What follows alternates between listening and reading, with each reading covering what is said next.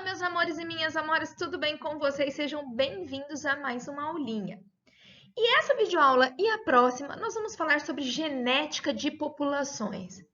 Ana, mas espera, a gente não estava vendo evolução?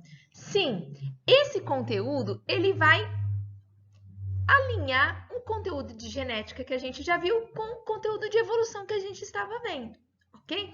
Então, o que nós aprendemos lá na primeira lei de Mendel? Aprendemos que as características estão no DNA. DNA é feito de genes, ok?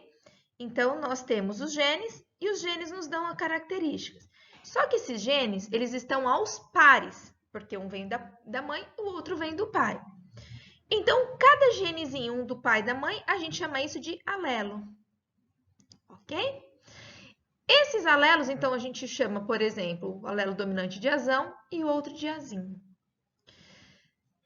A quantidade de azão numa população é igual à quantidade de azinho numa população? Não necessariamente. Então, o conteúdo de genética de populações vai estudar justamente isso. Qual é a frequência de alelo na população? Então, observe esse desenho, olha. A população A tem o alelo vermelho e o alelo verde. Pode ser que o alelo vermelho ele se sobressaia conforme o tempo, formando a população A1. A população A3, olha, quem se sobressaiu foi o alelo verde. E a população A2, os dois tipos de alelo, ok?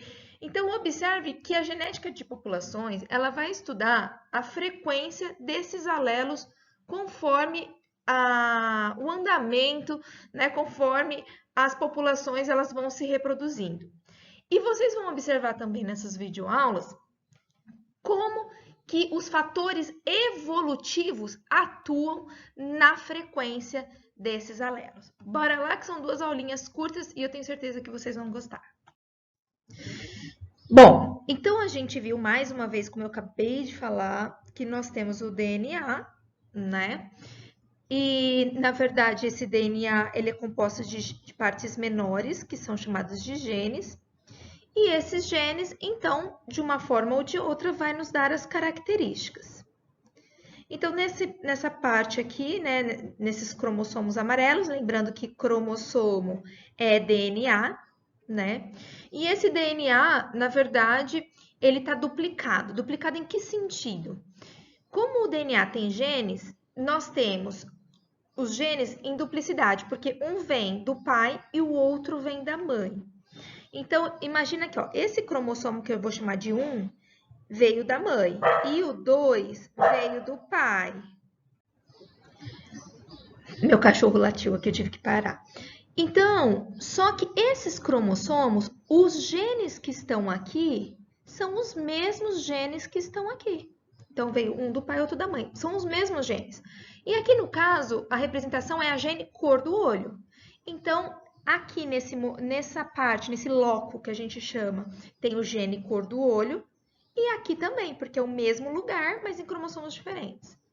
Só que da mãe veio a cor azul. Ó. E do pai veio a cor castanha. Então, eu tenho o gene cor do olho, mas a manifestação do gene é diferente. Essa manifestação diferente do gene eu chamo de alelo. Então, os alelos são as manifestações diferentes do gene. Então, eu tenho um alelo cor de olho azul, para o olho azul, alelo para castanho. Claro que aqui é uma forma simplista, porque a gente não tem só esses dois cores de olhos, mas é só para vocês entenderem, né? Então, os cromossomos homólogos significa que o gene que tem um é o mesmo do gene que tem o outro, ok? E a manifestação diferente eu chamo de alelo.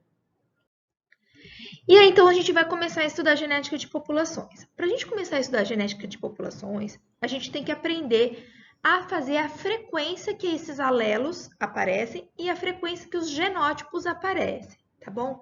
O alelo, gente, é o azão e o azinho, são os alelos. O que é o genótipo? É aquilo que a gente viu, é o azão-azão, ou o azão-azinho, ou azinho-azinho, são os homólogos.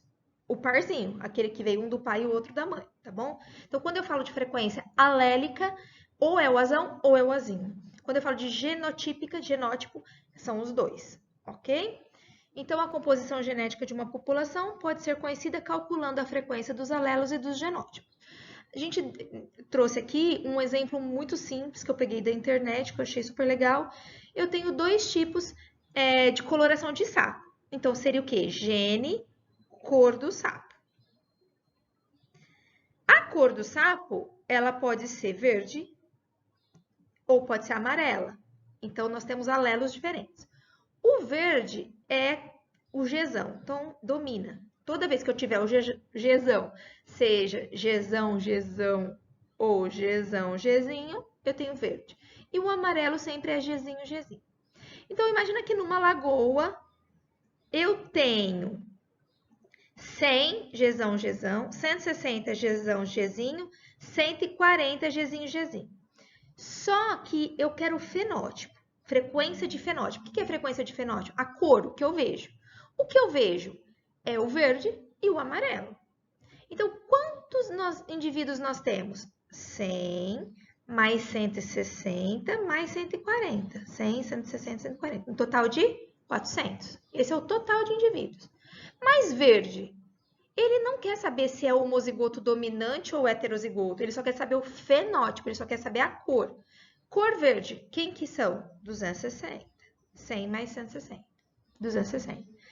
E a frequência, então, do verde? Qual é o total? 400. Então, eu tenho 260 dividido por 400, 0,65. Colocando isso em porcentagem, né, vezes 100%, eu tenho 65% da população de sapo sendo verde. Agora, eu tenho o quê? 140 amarelo, de um total de 400. 0,35 vezes 100%, eu tenho, então, 35% de amarelo. Então, essa é a frequência do fenótipo. Então, eu pego a cor e divido pelo total de indivíduos, ok? Vejam que nesse momento não importa se é Gzão, Gzão ou Gzão, Gzinho. Agora a gente vai aprender a frequência de genótipo e a do alelo, ok? Mais uma vez, eu tenho 100 mais 160 mais 140, ou seja, eu tenho 400 indivíduos, né, de sapos na lagoa. Só que Gzão, Gzão, homozigoto dominante, homodominante, eu tenho o quê? 100. Então, 100 de quantos? 400. Então, qual que é a frequência dos homozigotos dominantes, do Gzão, Gzão? É 25%, ok? De Gzão, Gzinho, são 160 dividido por 400, 40%. Frequência de Gzão, Gzinho. Observa que a somatória dos dois dá os 65% do fenótipo. Do que a gente vê, que a gente acabou de ver no slide anterior. E o Gzinho, como é homozigoto recessivo, vai dar a mesma porcentagem do fenótipo. Então, observem que quando a frequência é genotípica, eu tenho que pegar os homozigotos dominantes, os heterozigotos e os homozigotos recessivos. Agora, o alelo é um pouquinho diferente. Por quê? Observa aqui, quando eu tenho Gzão, Gzão, eu tenho um genótipo, mas eu tenho dois alelos, né? Então, observe que, como que eu faço para fazer o total de alelo? Eu tenho 100 Gzão, mas eu tenho mais 100 Gzão. Esse aqui é do Gzão, Gzão. Eu tenho mais 160 do Gzão, mais 160 do Gzinho. Esse aqui é o Gzão, Gzinho. Então, porque o alelo, lembra que eu falei, é o Gzão e o Gzinho, ok? E do Gzinho, Gzinho, eu tenho 140 mais 140. Gzinho, Gzinho. Então, veja que o total de alelo é 800. E ele sempre vai ser o dobro do genótipo, ok? E aí, então, qual que é a frequência do alelo Gzão? Então, eu vou somar só o alelo Gzão. Ó, 100 Gzão mais 100 Gzão mais 160 Gzão. Dá 360. 360 dividido por 800, eu tenho 45% do Gzão. Ok? E do Gzinho? Vou fazer bolinha. Ops, esse não, gente. 160 do Gzinho mais 140 do Gzinho, mais 140 do Gzinho. Dá 440, divide por 800, eu tenho a frequência de Gzinho de 55%. Observa que a frequência do Gzão mais a frequência do Gzinho tem que ser 100%, 1. Então, se você somar 0,45 com 0,55, tem que dar 1. Foi então que em 1908, dois cientistas, o Hard e o Weinberg, de forma independente, eles formularam um teorema, tá? Na verdade, esse teorema ele vai estabelecer um modelo de comportamento do genótipo, né? Então, o que eles, de uma forma assim, muito simples, o que eles colocaram nesse teorema? Eles disseram que se não há nenhum fator evolutivo atuando na população, sempre a frequência de alelo e de genótipo vai ser constante. Ou seja, isso é uma condição ideal. Então, mais uma vez, quando não há nenhuma influência de fatores evolutivos numa população bem grande, a tendência é que a frequência alélica e a frequência genotípica permaneçam constantes ao longo das gerações. E o que a gente percebe? A gente percebe que as frequências dos alelos e dos genótipos, elas mudam de geração para geração. E elas vão mudar graças ao quê? Aos fatores evolutivos atuando. Então, isso é uma das formas de mostrar que a evolução atua, que a evolução existe, né? Que os fatores evolutivos estão interferindo na frequência do alelo e, consequentemente, do genótipo.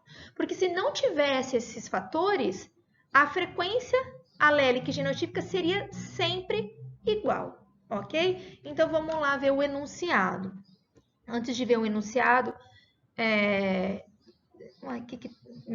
desculpa, minha mesa aqui. Então, estabelece um modelo para o comportamento dos genes, ou seja, é possível estimar as frequências alélicas e genotípicas ao longo das gerações e compará-las na prática, verificando se os fatores evolutivos estão atuando sobre essa população. É o que eu acabei de falar, de uma forma diferente. Então, o que é o enunciado? Em uma população, anotem aí, a primeira condição para esse teorema, a população tem que ser grande, muito grande, ele coloca infinitamente grande, em que os cruzamentos ocorrem ao acaso, cruzamento aleatório, o cruzamento não pode ser direcionado. Então, assim, ó, quais são as condições para o teorema acontecer? População grande, muito grande, cruzamento ao acaso, tá? E não tem fator evolutivo atuando. Sem fator evolutivo atuando. Não tem fator evolutivo. O que seriam os fatores? Exemplo, a seleção natural, que a gente já viu. Exemplo, as mutações. Mutações. Ok?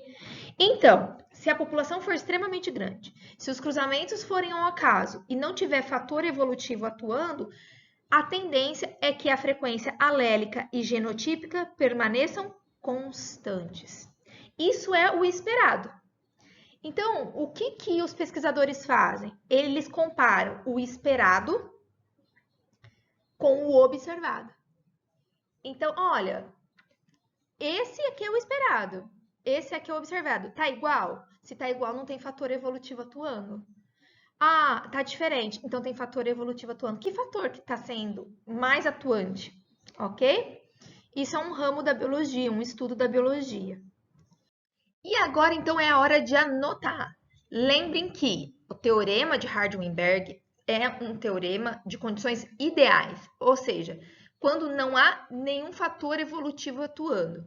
Que fatores são esses? Então, para adquirir o equilíbrio do teorema de Hardy-Weinberg, nós não podemos ter o quê? Seleção natural, ok? Não podemos ter mutações, mudanças do material genético. Não podemos ter migrações, entrada e saída de seres vivos.